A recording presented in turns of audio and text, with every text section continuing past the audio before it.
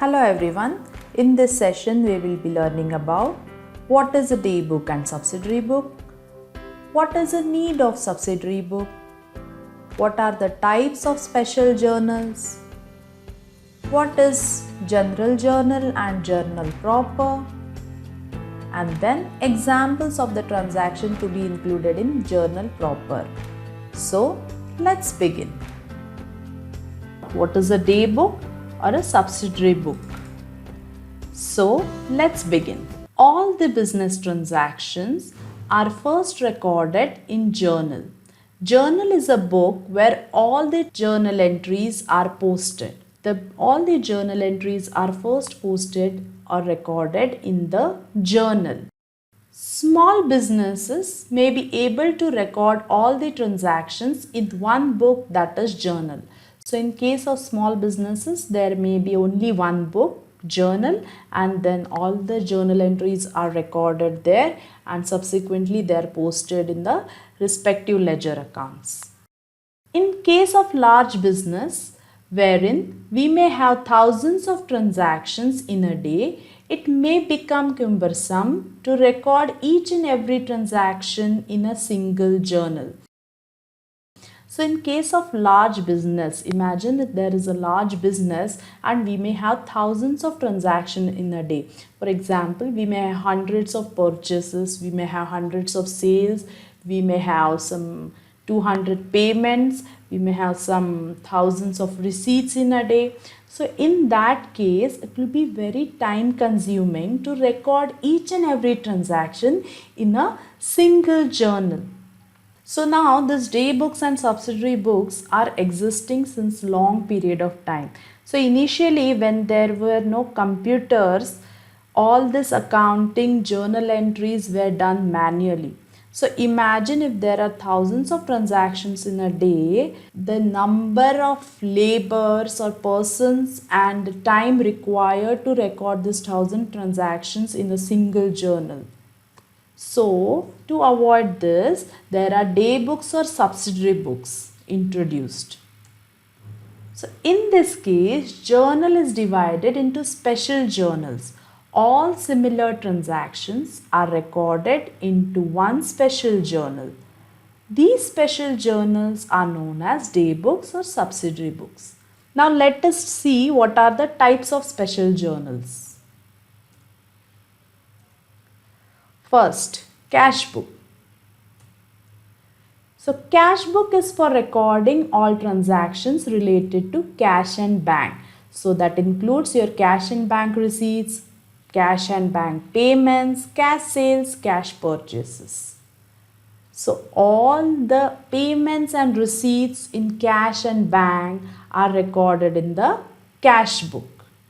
Purchase journal book. So for recording all credit purchases of goods. So only credit purchases are recorded in the purchase journal book. Next, purchase return book for recording all purchase return. So whenever there is a purchase returns, all those purchase returns will be recorded in the purchase return book. Next, sales journal book for recording all credit sales of goods. So only credit sales of goods will be recorded in the sales journal book, whereas your cash sales will be recorded in your cash book. Next, sales return book for recording all the sales returns. So whenever there is a return of the sold good by customer, it is recorded in the sales return book. Now let us see. So these are the types of special journals. So apart from these transactions, there may be several other transactions which are taking place in the business. Let us see how to record those transactions. Special journals are meant for specific transactions. There are certain transactions which cannot be recorded in any special journals. All these transactions will be recorded in general journal. It is also known as journal proper or journal residuals. So, special journals are meant only for specific transactions. So apart from that, all other transactions are recorded in general journal, or it is also known as journal proper or journal residuals. Now, following are the journal entries which will not be in journal proper. So, there are some list of these entries which will be recorded in your special journals, and this will not be recorded in the journal proper. So, let's see those. Cash and bank payments, it will be recorded in the cash book. Cash and bank receipts, it will be recorded in the cash book. Credit sales of goods, it will be recorded in your sales journal. Sales returns of goods, it will be recorded in your sales returns journal.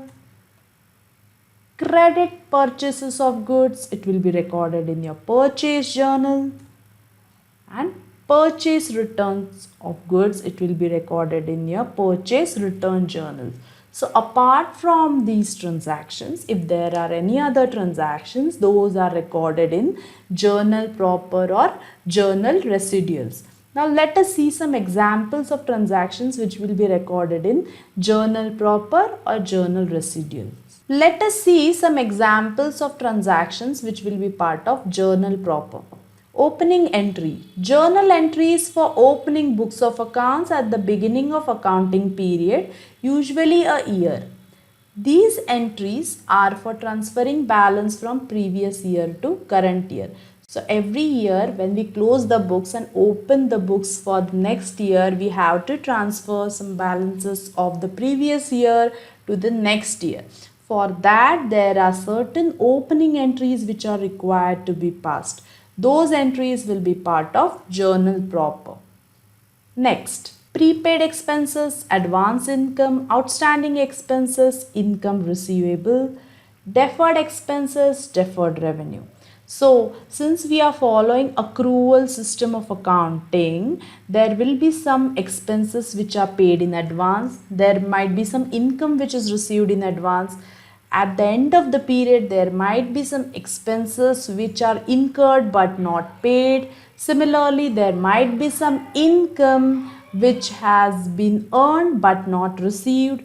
So, all these types of journal entries are to be recorded in journal proper. Next, depreciation and provisions. So, depreciation is wear and tear of the asset. It is charged against your fixed assets. Then there are certain provisions which are required to be made in the books of accounts. So all these journal entries will be part of your journal proper. Next, rectification of entries.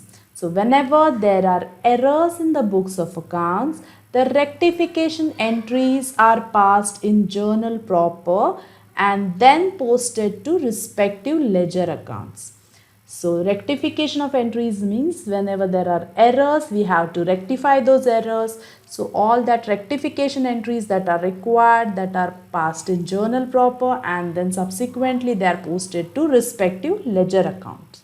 Next, closing entries. Journal entries passed for closing books of accounts. That is, transfer of balances from one account to another. Whenever there is a beginning of the accounting year, we pass opening entries. Similarly, there might be certain closing entries which are required to be passed at the end of a particular period. It may be at the end of the month, end of the quarter, end of the 6 months, or it may be at the end of the year. Those entries are required to be passed through journal proper.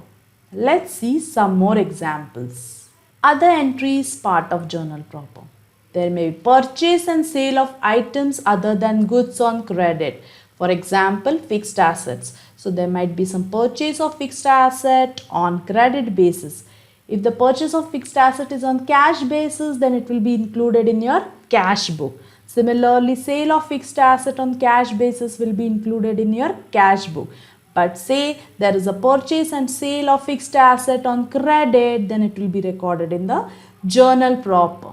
Next, goods withdrawn for personal use. There might be certain goods which are withdrawn for personal use. So it is neither a sale nor a purchase. So all these entries will be recorded in journal proper. This is drawings. Next, goods distributed at free samples. So sometimes goods may be distributed as free samples. These entries will also be part of journal proper. Loss of goods due to fire, theft or any other purpose. So whenever there is a loss of goods due to fire or theft or any other purpose, such entries will be done in journal proper. Entry for distribution of profit and losses in case of partnership firms, joint ventures, etc. So in case of partnership firm and joint venture, at the end of a particular period, usually an year, the total profit or losses are distributed to all the partners as per the agreement. So in that case, there is a distribution journal entry which is required to be passed. So that entry will be passed in journal proper. So this was about what is a day book, subsidiary books and journal proper.